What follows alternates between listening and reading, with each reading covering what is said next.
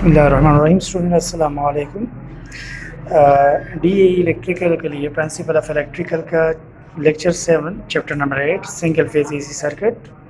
आज का जो हमारा टॉपिक है वो है प्योर इंडक्टिव सर्किट्स क्या होते हैं, इनकी प्रॉपर्टीज़ क्या हैं, इसके बाद प्योर कैपेसिटिव सर्किट कौन से हैं और इनकी प्रॉपर्टीज़ क्या हैं। इन दोनों को हम कंपेयर करेंगे इनकी प्रॉपर्टीज़ के हवाले से और इनकी सर्किट कंस्ट्रक्शन के हवाले से। इसको स्टार्ट करने से पहले लास्ट लेक्चर का एक जो कंसेप्ट था पहले हम डिस्कस कर चुके हैं चैप्टर नंबर 7 में, इन फेज का कंसेप्ट। इन फेज में ये बताया था कि आपके पास जो रेजिस्टिव सर्किट हो रहा है, प्योर रेजिस्टिव सर्किट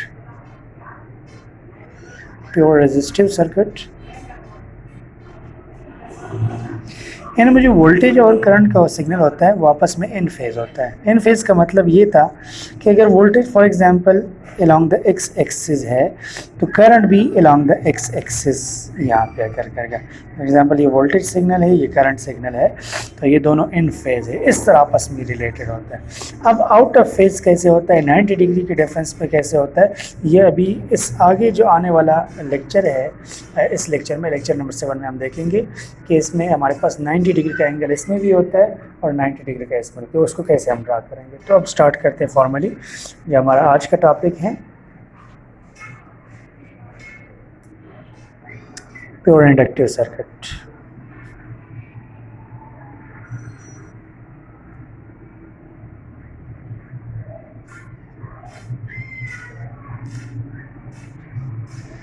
ऐसे तमाम सर्किट्स जिसमें सिंगल फेज सप्लाई के साथ, ये सिंगल फेज सप्लाई है, ये इसकी फेज वायर है, ये इसकी रिटर्न वायर, सिर्फ एक खालिस कॉइल लगा हो, सिर्फ एक इंडक्टर लगा हो, तो ऐसे सर्किट को क्या कहते हैं, प्योर इंडक्टिव सर्किट। ये एल है, ये वी सोर्स है, ये वी है। अब हमें पता है कि एल के अंदर करंट के लिए मुज़ाहमत होती है, लेकिन वो मुज़ाहमत एक अच्छे इंडक्टर की निशानी ये है, एक अच्छे कॉइल की निशानी ये है कि इस कॉइल की जो मुज़ाहमत है, यानी कि XL, ये कॉइल की मुज़ाहमत होती है, ये इसके अंदरूनी रेजिस्टेंस R से ज़्यादा होती है, या यूँ कह लें कि इसका R, इसकी इंटरनल रेजिस्टेंस क्या होती है, very very less than it's inductive reactance. ये इंडक्टिव रिएक्टेंस है,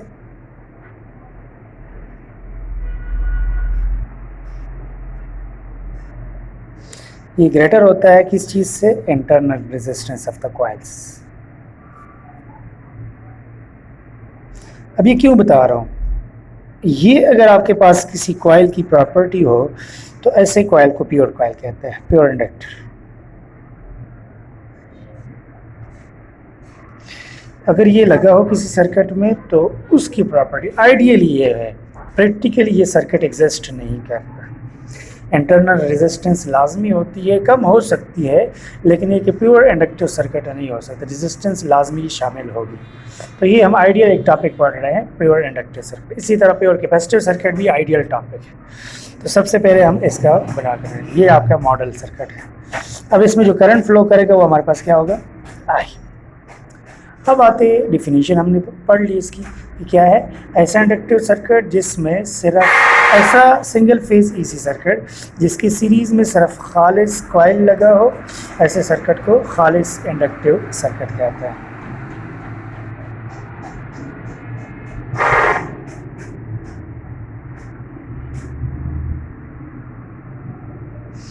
अब आते हैं इनकी खसूसियात की तरफ। अब खसूसियात जब यहाँ पे मैं लिखूँगा तो वो मैं यहाँ पे रहने दूँगा, उसके साथ कंपेयर करेंगे कैपेसिटिव, खालिस कैपेसिटिव सर्किट की खसूसियात। तो यहाँ पे मैं टाइटल इसको दे रहा हूँ, खालिस इंडक्टिव सर्किट की खसूसियात।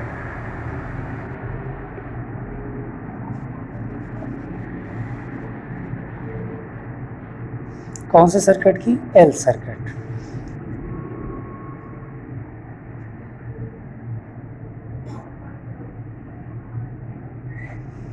pure L circuit. Properties of pure inductive circuit.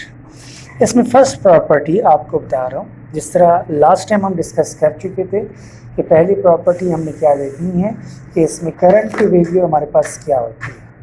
तो खालिस इंडक्टिव सर्किट में जो करंट होता है वो कौन डिसाइड करता है? एक तो voltage of the supply system of the circuit, single phase voltage, divide by inductive reactance XL। I is equal to V divide by XL। तो आप यूँ कह सकते हैं कि खालिस इंडक्टिव सर्किट में करंट की मकदार दर्जे झेल होती है। आगे ये फार्मूला लिखें। सेकेंड जो हमारे पास प्रॉपर्टी, अब ये किस बुनियाद पे आता है? ये V is equal to IR वाला फार्मूला है, क्योंकि वो हमला रेजिस्टिव सर्किट के लिए ये होता है। इंडक्टिव सर्किट का वोल्टेज क्या होता है? IXL होता है। कैपेसिटिव सर्किट का IXC होता है। तो अगर ये तीन फार्मूला आप याद रखेंगे तो आपके लिए आसानी होगी इससे करंट निकालने में। तो ये इस फार्मूले से V is equal to IXL से हमने I की वैल्यू निकाली है। अब आते हैं सेकेंड प्रॉपर्टी की तरफ। सेकेंड प्रॉपर्टी इसकी ये है कि ऐसे सर्किट में वोल्टेज और करंट का आपस में जो एंगल होता है वो 90 डिग्री होता है। वोल्टेज और करंट 90 डिग्री पर होते हैं, और ये 90 क्या होता है? वोल्टेज करंट से लीड करता है। वोल्टेज लीड करता है, करंट लेग करता है। तो ये आप तीसरे पॉइंट में भी लिख सकते हैं कि इंडक्टिव सर्किट में वोल्टेज करंट से 90 डिग्री लीड करता है। आप इसी के साथ लिख सकते हैं कि करंट वोल्टेज सिग्नल से 90 डिग्री लेग करता है। इसके बाद मैं तीसरा पॉइंट लिख रहा हूँ, पावर। खालिस पावर इस सर्किट में ज़ीरो होता है। खालिस पावर खालिस इंडक्टिव सर्किट में नहीं होता, ज़ीरो होता है। क्यों ज़ीरो होता है? क्योंकि एंगल 90 होता है। क्योंकि पावर का फॉर्मूला हमारे पास क्या है? लास्ट लेक्चर में डिस्कस कर चुके हैं, VI cos phi। जब phi 90 हो जाए ना तो cos 90 के ऊपर क्या होता है? ज़ीरो होता है। Zero into anything is equal to zero. इस तरह आपके पास प्योर इंडक्टिव सर्किट में पावर की मकदार, एक्टिव पावर की मकदार क्या होती है? सिफर होती है। तो ये आपके पास तीसरी property. Fourth property, power factor zero होता है। ऐसे सर्किट का पावर फैक्टर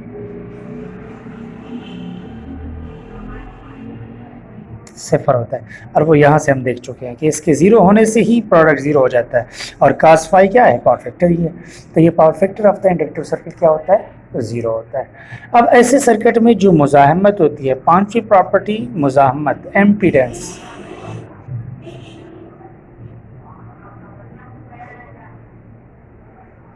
Z किस चीज़ के बराबर होता है? XL के। मतलब करंट के रास्ते में जो टोटल मुज़ाहमत है वो सिर्फ XL के बराबर होती है। और XL क्या होता है वो भी हमें पता है, बराबर होता है 2 पाई FL। तो ये हमारे पास खालिस इंडक्टिव सर्किट की प्रॉपर्टी। अब इसके मुकाबले में जो हमारा सेकेंड टॉपिक है वो है खालिस कैपेसिटिव सर्किट। अब इसकी तरफ आते हैं। नाम से ज़ाहिर है खालिस कैपेसिटिव या प्योर कैपेसिटिव सर्किट ऐसे सर्किट है जिसमें सिर्फ कैपेसिटर, खालिस कैपेसिटर लगाओ सिंगल फेज सप्लाई के साथ। ये single phase supply, forward wire, ये कैपेसिटर का निशान है। दो बराबर साइज़ की लाइनें ड्रॉ कर लो और इसको फिर रिटर्न पाथ यानी कि न्यूट्रल वायर के साथ मिला दो। तो ये हमारा सर्किट बन जाता है single phase capacitive circuit, pure capacitive circuit. इस सर्किट में जो करंट फ्लो करेगा ना इस रास्ते से होके, वो कौन सा करंट होगा? IC या I कह दें यहाँ पे, या IC कैपेसिटिव करंट कह दें। और इससे पहले केस में हम IL भी कह सकते थे, इंडक्टर के थ्रू फ्लो करना। L यूज़ करते हैं इंडक्टर को ज़ाहिर करने के लिए, और C यूज़ करते हैं कैपेसिटर को ज़ाहिर करने के लिए। तो ये हमारे पास प्योर कैपेसिटिव सर्किट। अब इसकी प्रॉपर्टीज़ को हम कंपेयर करते हैं इसके साथ ताकि आपको आसानी से याद हो जाए। तो यहाँ पर इसके मुकाबले में मैं प्योर कैपेसिटिव सर्किट की प्रॉपर्टीज़ लिख रहा हूँ।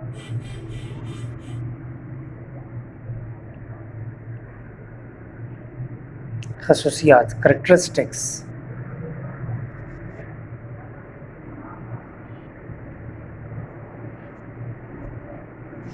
Properties of pure capacitive circuit. यहाँ पे I V divide by XL होता है, और यहाँ पर I क्या होता है? V divide bye XC। यहाँ पर आपके पास वोल्टेज और करंट के दरमियान एंगल 90 ही होता है, लेकिन यहाँ पे वोल्टेज लैग करता है और करंट लीड करता है। वी लैग और आई लीड के दरमियान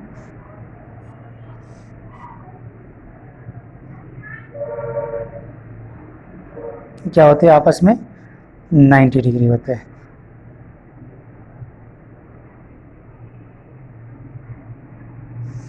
या आप यूँ कह सकते हैं कि वोल्टेज लैगिंग वोल्टेज और लीडिंग करंट के दरमियान एंगल क्या होता है 90 डिग्री। खालिस पावर यहाँ पर भी सिफर होती है।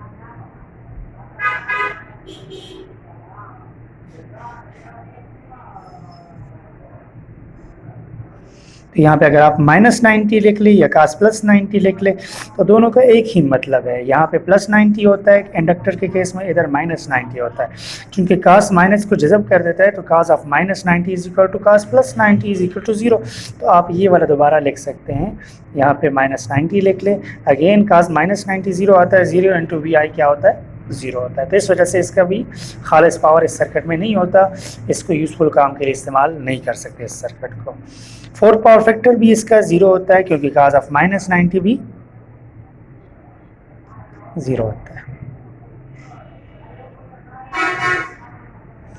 और लास्ट प्रॉपर्टी एम्पीडेंस। एम्पीडेंस इसमें क्या होता है, Z बराबर होता है XC और XC की खुद वैल्यू क्या होती है 1/2 बाई FC। तो ये आपने तकाबली जायज़ा आपके सामने आ चुका है खालिस इंडक्टिव सर्किट का और खालिस कैपेसिटिव सर्किट। उम्मीद है आपको आसानी से समझ आ चुकी होगी इन दो टॉपिक्स की कि प्योर कैपेसिटिव सर्किट क्या प्रॉपर्टी रखता है और प्योर इंडक्टिव सर्किट। आज के लिए इतना काफ़ी है। अगर कोई सजेशन है तो कमेंट्स में आप लिख सकते हैं। नए वीडियो के लिए आप अपडेटेड रहने के लिए चैनल को सब्सक्राइब कीजिएगा। Thank you. अल्लाह हाफिज़।